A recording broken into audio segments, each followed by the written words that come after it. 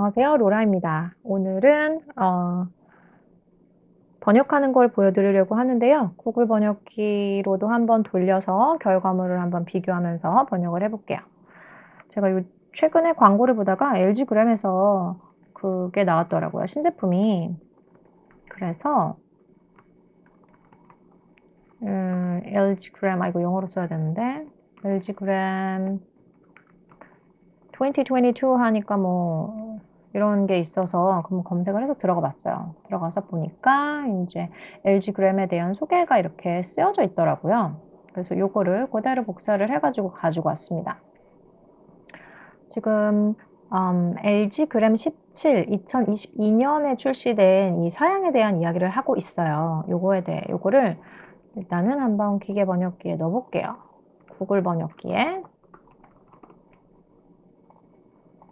구글 번역기를 이용해서 번역을 한다기보다는 구글 번역기에 넣은 그 결과물이랑 그냥 비교하는 정도가 될 것 같아요. 이거를 복사를 해서 가지고 오겠습니다. 이따 가지고 올게요. 지금 가져와도 되나? 왜냐면 제가 지금 여기다 이미 작성을 해놓은 게 있는데 아무튼 일단 보여드릴게요. 보면 첫 번째 문장을 보면 이게 본문의 내용이고요. LG 그램 사양을 이야기하는 거니까 LG 그램 17은 어쩌고저쩌고입니다. 근데 running on Windows 11 했으니까 뭐 윈도우 12를 지원하는 윈도우 12를 사용하는 뭐 이런 뜻이겠죠? 운영체제. 그리고 이게 비즈니스 노트북이에요. 근데 뭐냐면 upcoming 곧 출시되는 여기서 딱 그 기계 번역기 돌린 결과물에서 보다가 눈에 바로 거슬리는 애들이 있어요. 그죠? 이런 애들을 바꿔줘야 됩니다. 제가 다듬어 놓은 문장을 한번 보면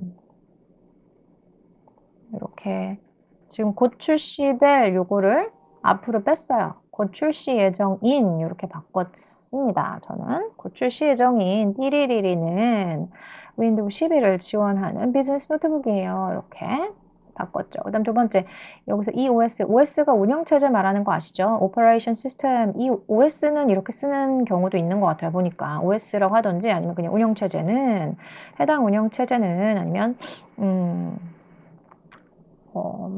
사용하는 운영체제는 이렇게 해야 될 것 같아요. 사용 운영체제는 이 운영체제는 해당 운영체제는 사용 운영체제는 이렇게 간다는 거죠. 일단 영어 원문을 보면 the OS brings라고 했는데 이 brings 뭐 번역을 한두 번 해보신 번역가님들은 아시겠죠? 이게 뭔 뜻인지? 네이버 영어 사전에 찾아보면은 brings가 제공하다라는 뜻이 있어요.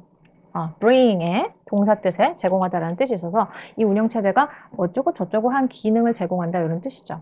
그래서 이 운영체제는 사용 운영체제는 뭐뭐뭐를 제공한다. 계속 나열되는 내용들이 나오겠죠.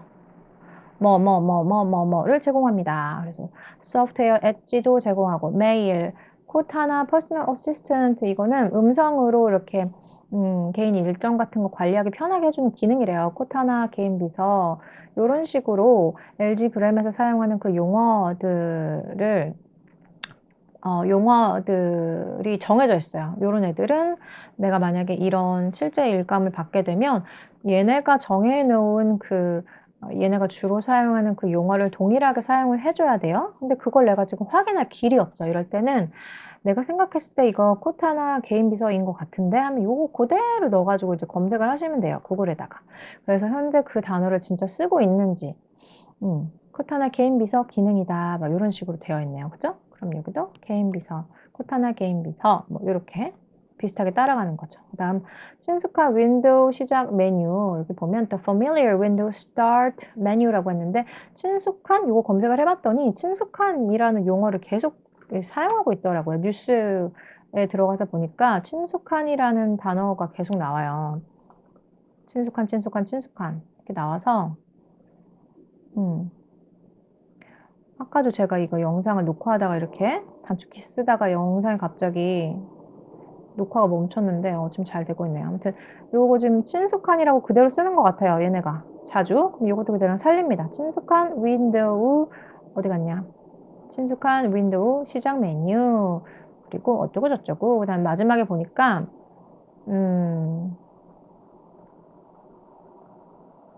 이건 제가 벌써 바꿔놨네. 그리고 마이크로소프트 이외의 앱 다운로드 기능을 제공합니다. 이거 바뀌었네. 아까 번역했을 때는 여기가 이렇게 안 나왔거든요. 번역이 깨졌는데 지금 좀 자연스러워졌네요. 마이크로소프트 이외의 앱 아니면 마이크로소프트 외부 앱을 다운로드 이외의 앱을 다운로드 할 수 있는 기능을 제공합니다. 마이크로소프트 외부 앱을 다운로드 글자가 지워졌나? 다운로드 할 수 있는 기능을 제공합니다. 그래서 저는 이렇게 번역을 해봤습니다. 번역 영어 원문을 봤을 때 번역가님들이 가장 먼저 하셔야 되는 건 뭔지 당연히 아시겠죠? 예, 문장의 동사를 파악을 하는 게 우선입니다.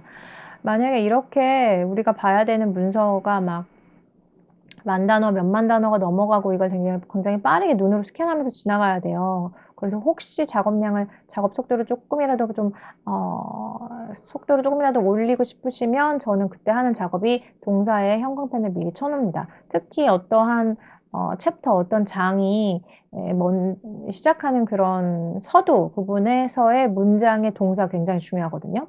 왜냐면 그 초반에 이 핵심을 내가 빗나가면 나머지 내용이 다 오역이 날 수 있는 위험성이 있기 때문에 그럴 때 이렇게 동사에다가 하이라이트를 해놓는 거 굉장히 도움이 많이 됩니다. 그리고 거기 본문에서 또 가지고 왔는데요. 요거는 이제 방금 LG 그램 17의 사양에 대한 얘기했고 그 다음에 talk about dimension 제가 이미 정리해 놓은 걸 먼저 보여드릴까요? 요거를 저 기계 번역에 넣어볼게요. 크기에 대해 이야기하면 이렇게 되어 있지요. 그죠? 얘는 검정색으로. 그러니까 뭐 LG 이 노트북의 크기는 어쩌고 저쩌고 있고 무게는 얼마예요? 이 얘기하는 거거든요. 그래서 이 제품의 크기는 해도 되고 LG 노트북 크기는 그냥 가도 될 것 같아요. LG 노트북 크기는 높이 얼마, 무게 얼마, 두께 얼마입니다. 이렇게 가는 거죠. 여기서 총 체중은이라고 이게 기계 번역에서 체중 이런 식으로 문맥에 맞지 않는 단어들이 이렇게 나오면 요거를 번역가님들이 바꿔주시는 작업을 주로 하죠. 그러니까 기계 번역은 기계가 우리 번역을 대신해주고 우리 일을 덜어준다고 보기는 어려워요. 왜냐면 번역가가 이걸 다 읽거든요. 이걸 다 읽고 이게 지금 문맥에 맞는지 안 맞는지 안 맞아. 그럼 지우고 여기에 맞는 문맥 찾아서 넣어주고 이 작업을 하는 게 기계 번역 후작업입니다. 기계 번역을 한 결과물을 보정을 해주는 거죠. 수정해주는 거죠. 사람이. 크기에 대해 이야기하면 요거 지금 여기서 어색하니까. 총 체중은 이것도 어색해. 그죠? 이런 것들을 수정을 해줍니다.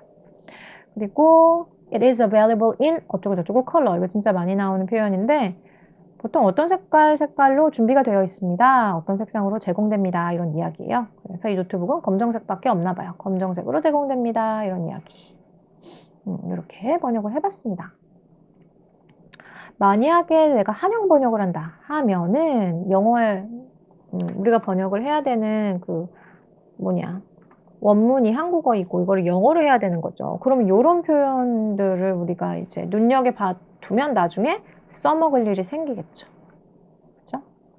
Talking about dimensions 이런 식으로. 아무튼 지금 영한 얘기하는 거니까. 그리고 또 다른 거 번역을 할 만한 거 하나 가져왔는데요. 이건 기사에서 가지고 왔어요. 요 큰 글씨는 제목이고 요 아래 몇 줄은 본문인데요. 제목. The metaverse is everywhere. 메타버스가 어디에나 있다. Here's what you need to know. 당신이 알아야 하는 것이 바로 여기 있어요. 인데 요거를 메타버스가 여기저기 다 있다. 메타버스가 현재 어디에나 다 있다. 그런 그 이미지를 생각을 해보고 저는 그냥 메타버스 등장이라고 했어요.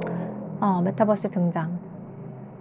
만약에 이렇게 썼는데 그 감수자가 이 등장 말고 어쩌고 저쩌고 한 부분을 살려서 바꿔주세요 라고 하면 뭐 그때 맞춰서 바꿔줘도 되고 메타버스가 어디에나 있다. 현재 여기저기서나 여기서든 저기서든 메타버스에 대한 이야기를 한다. 그 부분을 살려서 번역을 해주시면 될 것 같아요. Here's what you need to know. 메타버스란 무엇인가? 이렇게 그냥 했습니다. 그리고 you probably heard about the metaverse recently. 이거 뭐 어렵지 않죠. 최근에 메타버스에 대한 이야기를 많이 들어보셨을 거예요. 인데 이게 제가 어디서 가져왔냐면 아까 말씀드렸지만 기사에서 가지고 왔어요. 이게 기사문이에요. 그러니까 글을 핵심 내용은 요즘 메타버스에 대한 이야기를 많이 들어보셨을 거예요. 인데 그 중심 내용을 기사처럼 들리게끔 말투를 스타일을 바꿔주는 거죠. 최근 메타버스에 대한 소식이 빈번하게 들린다. 이렇게 전 써봤습니다. 그리고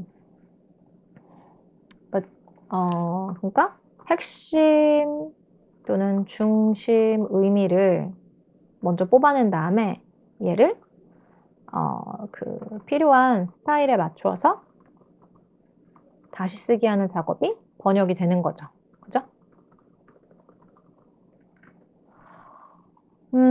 이거 한 문장 더. Last year 이거 조금 제가 해봤는데 조금 기사문이 생각보다 그렇게 막 쉽지 않아요. Last year 작년에 페이스북이 리브랜디드 했어요. 브랜드 이름 자기 그 브랜드 이름을 바꿨어요. 새롭게 바꿨어요. Itself as Meta. 메타로 바꿨죠. 근데 그 메타로 바꾼 그게 뭐냐면 a not so subtle node.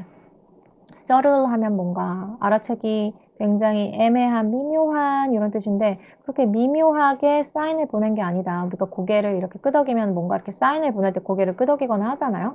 그러니까 그렇게 뭔가 이렇게 애매한 자신들의 어떠한 그 뭐랄까 애매한 사인을 보낸 게 아니라 뭔가 분명한 사인을 보여줬다.